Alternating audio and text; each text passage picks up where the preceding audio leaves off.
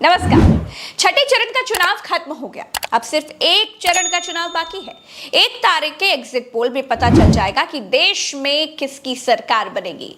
543 सीटों में से 486 सीटों पर अब वोटिंग हो चुकी है। 28 राज्यों में से 20 राज्यों में चुनाव खत्म हो चुके हैं। अब देश में कुल 57 सीटों पर ही वोटिंग बाकी बची है। तो भाइयों बहनों, अब सवाल ये है कि भाई छठे चरण में क्या हुआ, छठा चरण कौन जीता। तो चलिए शुरू से शुरू करते हैं। छठे चरण में जब सुपड़ा साफ होने लगा तो इन भाई साहब को सबसे ज्यादा तकलीफ हुई और मुजरा कराने लगे। इंडिया अलायंस को अपने वोट बैंक की गुलामी करनी है तो करें, उनको वहां जाके मुजरा करना है तो भी करें। गरिमा, प्रतिष्ठा, मान, सम्मान, शर्म, हया, महामानव सब घोल कर पी चुके हैं। महामानव इन सब चीजों से अब बहुत आगे बढ़ चुके हैं। 2.5-3 किलो गाली रोज खाने वाले महामानव का हाजमा ठीक ना होने के कारण मंच से वही सब उल्टी कर रहे हैं। लेकिन कांग्रेस को अभी भी लगता है कि प्रधानमंत्री जैसी पोस्ट पर बैठे आदमी को मुजरा जैसे शब्दों से बचना चाहिए। आज प्रधानमंत्री ने फिर से उनकी जुबान फिसली या क्या कहें, अब समझ में नहीं आ रहा, क्योंकि इनकी शायद आदत नहीं है धूप में जाकर प्रचार करने की। राहुल गांधी की तो आदत है 4000 किलोमीटर वो पैदल चले। प्रधानमंत्री को शायद अब प्रचार से थकान बढ़ गई है। जिन शब्दों का वो इस्तेमाल करते हैं, मुजरा करेगी कांग्रेस पार्टी, इस तरह के शब्द प्रधानमंत्री के पद पर बैठे हुए व्यक्ति को बिल्कुल शोभा नहीं देते। प्रधानमंत्री को मुझे लगता है अब आराम की ज़रूरत है और मैं अमित शाह जी और नड्डा जी दोनों से आग्रह करूंगा, अगर आपकी थोड़ी सी भी वो सुनते हो तो उनका तुरंत इलाज कराएं। मोदी की भाषा पर बहस करना पत्थर पे सिर मारने जैसा हो गया है। जब बौखलाहट सिर पर हावी हो जाती है तब शब्द खत्म हो जाते हैं। इंसान गालियों का सहारा लेता ही है। मोदी ने लिया तो भाई क्या बुरा कर दिया, लेकिन परमात्मा का भेजा हुआ बंदा भद्र भाषा का इस्तेमाल तक नहीं कर पा रहा है। इसे देखकर लगता है कि परमात्मा से कुछ गलती हो गई शायद। खैर दोस्तों, दिल्ली में बीजेपी की हालत बड़ी पतली थी। दिल्ली की जनता ने कैसे वोटिंग की, इसको समझने के लिए बूढ़ी दादी को सुनिए। ये बुजुर्ग हैं, राम राम रटने की उम्र है, लेकिन मोदी को खरी खोटी सुनाते हुए वोट डालने पहुंची है। बना दिया ये मोदी ने। मोदी तू पहले अपना घर देख ले, अपनी बीवी बच्चा को देख ले। अरे मोदी अपने परिवार को देख ले। मोदी ऐसा मत कर, बच्चों को नौकरी खोल दे। राहुल घूम रहा है, कॉन्ट्रैक्ट लगा रखा है, नौकरी है नहीं है, बच्चों के लिए नौकरी नहीं है। इधर हार से बौखलाए मोदी मुजरा कराते रहे, उधर मोदी के झूठे भाषणों से परेशान दादी ने ईवीएम का ऐसा बटन दबाया कि पूरी बीजेपी को नाच नचा दिया। मोदी के नाम पर जब दिल्ली वालों ने वोट देने से मना कर दिया तो राम के नाम पर भी वोट देने की भीख मांगी गई। दीवारों पर भगवान राम के पोस्टर्स लगाए गए। पोलिंग बूथ के भीतर तक बीजेपी के रंगीन पोस्टर्स पहुंचा दिए, लेकिन कमल को कीचड़ में धंसने से रोका नहीं जा सका। बदलाव होगा, कांग्रेस आएगी। मोदी को नहीं दिया वोट हमने। मोदी जी का तो जुमला है, मोदी जी को पता नहीं क्या कहेंगे, कभी भैंस पे चढ़ गए, कभी कहीं पे हो गए, कभी कहीं पे चढ़ गए। मोदी जी की बातें सब जुमला, बाद में कहते हैं जुमला था। तो मनोज तिवारी जी 10 साल में एक बार भी यहाँ नहीं आए, क्या जनता क्या कर रही है, क्या नहीं कर रही। उत्तर पूर्वी दिल्ली में क्या होगा इस बार कांग्रेस आएगी तब पर। तो जो 10 साल के सांसद है, यहाँ तक अभी किसी ने उनको जाना भी नहीं, देखा भी नहीं है। ये परिवर्तन चाहिए, 10 साल में परिवर्तन हो जाता है, परिवर्तन का टाइम है, परिवर्तन चाहिए। कांग्रेस को हमने वोट दिया है। क्या कहना चाहेंगे, क्या सोच के वोट किया है? बदलाव करने के हिसाब से करा है। कांग्रेस को लाना चाहते हैं। यहाँ पर जो है मनोज तिवारी ने कोई काम नहीं किया। लाइन लगा के वोट दे रहा है, ये काम किसको आएगा? जब हमें नहीं आएगा तो हमें क्या फायदा लाइन लगा करके? ये बताओ पहले। जब हमें काम नहीं मिल रहा, आगे से हम किराए पे रह रहे हैं, हमारा किराया सस्ता नहीं है, हमारे बच्चों के पढ़ने में परेशानी हो रहा है, क्या फायदा? ऐसे सरकार रखते हैं। सिर्फ कन्हैया कुमार को वोट दूंगा मैं। तिवारी जी ने काम ही नहीं करा तो वोट क्यों दे लिया? केजरीवाल वादे करके पीछे हटना है, तो फायदा क्या? वादे करते चले आ रहे हैं लोग, तो फायदा क्या उसका? तिवारी जी ने क्या किया है यहाँ पर? बेचारों ने आज तक आके देखा ही नहीं। नल नगरी में क्या हो रहा है, सड़कें कैसी हो रही, कोई भी नहीं आके देखा। हम बीजेपी को लाएंगे, मोदी जी को जिताएंगे। देश के विकास में तो चाहिए हमें। देश सुरक्षित है तो हम सुरक्षित है। जब देश ही सुरक्षित नहीं है तो ऐसे लोगों को हम करेंगे क्या? ये मोदी जी के राज में कोई भी सुरक्षित नहीं है, कोई भी जनता भारत। पूछिए इनसे, पूछिए, ये कह रहे हैं मोदी सुरक्षित है, बताइए कैसे सुरक्षित है, पूछिए। छठे चरण में बीजेपी की हालत ये थी दोस्तों कि महामानव चुनाव आयोग के घोषित चचा हैं, फिर भी संबित पात्रा ईवीएम के नाम पर रोते दिखे। बोले प्रायोजित रूप से ईवीएम खराब की जा रही है। पूरी टाउन में बहुत सारे बूथ पे ईवीएम मशीन काम नहीं कर रहे हैं और कहीं ना कहीं लोगों को ऐसा लग रहा है कि एक प्रायोजित रूप से ये किया जा रहा है। इन सब नंगे नाच के बीच भी चुनाव आयोग सोता रहा। इनसे अच्छा तो कुंभकर्ण रहा होगा। लंका में चुनाव के दौरान वो जरूर जागता होगा, अनुमानतः चुनाव के 6 महीने छोड़कर सोता होगा। दोस्तों, छठे चरण में उत्तर प्रदेश की 14 सीटों पर वोटिंग हुई। आजमगढ़ में लोगों ने ऐसा ईवीएम का बटन दबाया कि निरहुआ को भोजपुरी फिल्मों में वापस भेज दिया। अब निरहुआ अच्छी फिल्में बनाने पर ध्यान दे पाएंगे। वोट दे दिए हैं? अच्छा, तो तनिक दिखाई दो वोट वाला निशान वहाँ। अरे कौन है देखता कहाँ साइकिल ठोक क्या होती साइकिल तो पहले मरते बताई दियो कि साइकिल यहाँ साइकिल के अलावा कुछ मिलबा न करी। ये काहे साइकिलिया चला का दिमाग में रहा जब वोट डाले गए रही हो? दिमाग यही में रहा दिमाग में कि अखिलेश भैया जीत जाए तो तनी हमारे लोगन का सुख सुविधा मिला और का। अच्छा, के जीती भाजपा सपा? अभी के जाना था, अब का जाना था अखिलेश जीत जाए तो बहुत बढ़िया। अच्छा, अखिलेश जीत जाए तो बड़े बढ़िया है। अच्छा, ठीक है। तो देखिए आप भी वोट डाल दिए हैं? हाँ। अच्छा, तो एक बार निशानवा दिखा दीजिए।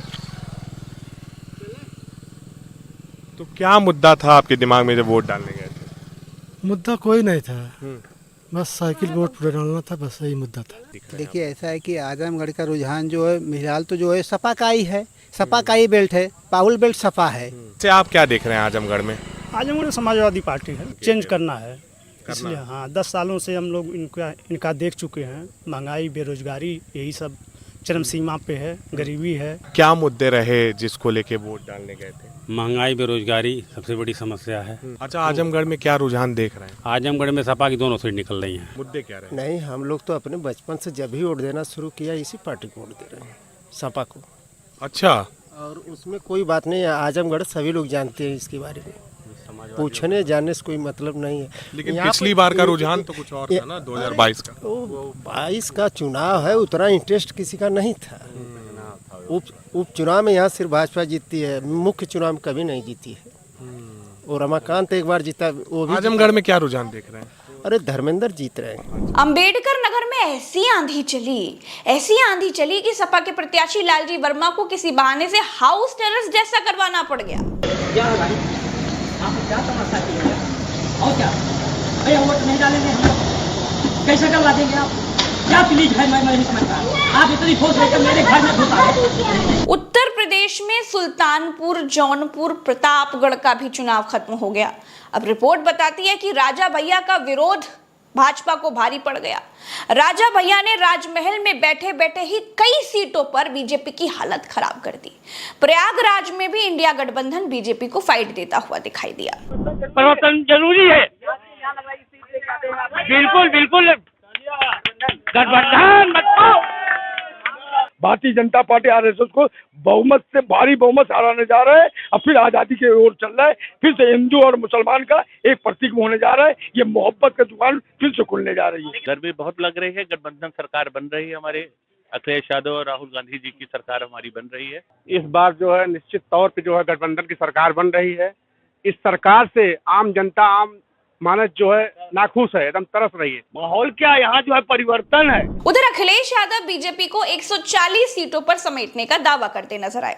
हालांकि ये थोड़ा ज्यादा हो गया, लेकिन मोदी जब 400 सीटों का नारा हाँक सकते हैं तो विपक्ष 140 पर समेटने का दावा तो कर ही सकता है। देश की जनता इनको 140 सीटों के लिए भी तरसा देगी। हमने वरिष्ठ पत्रकार अशोक वानखेड़े जी से पूछा कि छठे चरण की 58 सीटों पर बीजेपी का सुपड़ा कहां-कहां साफ हो रहा है, तो उन्होंने अपना अनुमान बताया। अच्छा, एक बात याद रखिएगा, अशोक वानखेड़े जी महामानव की तरह भगवान नहीं है, आपके हमारी तरह इंसान ही है, तो उनका अपना आकलन है, गलत भी हो सकता है, सही भी हो सकता है, क्योंकि प्रज्ञा के पन्ना पर दिखाई गई एक एक बात सच होती है। इसलिए मैं ये कह रही हूं कि अगर कोई चुनाव आकलन कर रहा है तो 100% सही होगा, इसकी मेरी गारंटी नहीं है। हाँ, जो घटनाएं मैं आपको बता रही हूं उसके सच होने की 100% गारंटी मेरी है। चलिए अशोक वानखेड़े साहब का अनुमान सुनिए जरा कि अब अंततः आप क्या कहेंगे, जो छठा चरण है ये एज एनडीए की तरफ जा रहा है या फिर इंडिया की तरफ है? सीधा सवाल। इंडिया की तरफ जा रहा भाई, टोटली एज इंडिया की तरफ है। इंडिया की सबसे तरफ बड़ा है। कारण, सबसे बड़ा कारण क्या है? सबसे बड़ा कारण लोग चुनाव लड़ रहे हैं, सबसे बड़ा कारण लोग मन की बात से उब गए हैं, सबसे बड़ा कारण लोग देश की समस्याओं का निदान चाहते हैं। राम मंदिर बिना भोजन न भजन हो गोपाला, और भजन का भोजन का मायने मात्र 5 किलो अनाज नहीं है। छठा चरण ओवरऑल जल्दी से सर। जी, तो ओवरऑल हम ये देखें, जैसे हमने आंकड़ा जो रखा उसमें छोटे छोटे जो प्रदेश हैं जहां 1 सीट और 2 सीटें हैं, उन सबको जोड़ के देखते हैं तो 13 सीटें इंडिया गठबंधन के हक में और 9 सीटें बीजेपी के हक में जाती हैं। इसके अलावा कुछ बड़े राज्य रह जाते हैं, जैसे असम था, असम में 14 सीटें हैं, उसमें से 5 सीटें इंडिया गठबंधन को और 7 सीटें एनडीए को मिलती दिख रही हैं। जम्मू कश्मीर में 6 सीटें इंडिया गठबंधन के पास आएंगी, एक भी बीजेपी को नहीं मिलेगी। और इसी तरीके से हम ये सारा समाप्त करते हैं। अगर छठे चरण को देखा जाए तो छठे चरण में इस बार जो कितनी सीटें हैं, मैं बोल रहा हूँ संख्या 54 है ना, 58 सर, 58 सीटें जी 58 है। 58 में 14 उत्तर प्रदेश में, आपको 10 हरियाणा में, 24 तो यहीं पर है, और बिहार में कितने 7 सीटों में भी 7। इन सबको देखें तो इस बड़े चंक में बीजेपी को भारी नुकसान होता दिख रहा है। झारखंड में भी 3 सीटें हैं, वहां 3 में शायद एक सीट, बंगाल की 8 जी बिहार बंगाल में 8 सीटें हैं। तो ये 8, 16, 10, 26 और 14, 40 सीटें तो यहीं पर हैं। इन 40 सीटों में हमें साफ दिख रहा है, न बंगाल में बीजेपी बढ़ रही है, न हरियाणा में बढ़ रही है, न उत्तर प्रदेश में बढ़ रही है, न बिहार में बढ़ रही है। सब जगह नुकसान ही नुकसान दिख रहा है। और न झारखंड में बढ़ रही है, वहां 3 में 1 सीट शायद बीजेपी जीत जाए, जहां कंटेस्ट में दिख रही है वो हजारीबाग, उसके भी बारे में हम कहते हैं कि हजारीबाग भी वो हारी जाएगी। वो तीनों सीट वो हार सकती है, लेकिन कंटेस्ट में है हजारीबाग में, बाकी जगह तो बहुत पिछड़े हुए। अब इन सब के बीच नरेंद्र मोदी को जनता क्यों जिताए, इसका कारण मोदी खुद बता रहे हैं। अगर आपको अपने घर की टोटी चोरी होने से बचानी है तो मोदी को वोट दीजिए, क्योंकि अब ये कुछ और बचा नहीं सकते ना। अगर आपने मोदी को वोट नहीं दिया तो सपा वाले, कांग्रेस वाले आपके घर की पानी की टोटी खोल ले जाएंगे।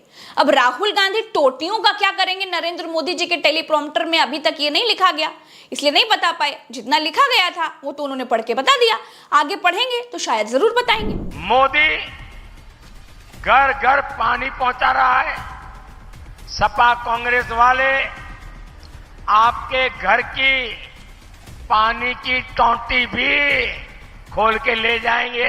अभी 7वें चरण के चुनाव में 5 दिन बाकी हैं, लेकिन जिस स्पीड से नरेंद्र मोदी भाषा में छपरियों को मात दे रहे हैं, उससे लगता है कि अभी स्तर और नीचे आएगा। जिस तरह से 6 चरणों में वोटिंग हुई है उसके संकेत अच्छे नहीं दिख रहे हैं। चलिए दोस्तों, इस वीडियो में इतना ही, चलते हैं। राम राम, दुआ सलाम, जय हिंद। चैनल को सब्सक्राइब जरूर कीजिएगा, वीडियो को शेयर जरूर कीजिएगा। हम बड़ी मेहनत से एक रिपोर्ट करके लेकर आते हैं, हमारा साथ दीजिएगा, मनोबल बढ़ाइएगा। नमस्कार।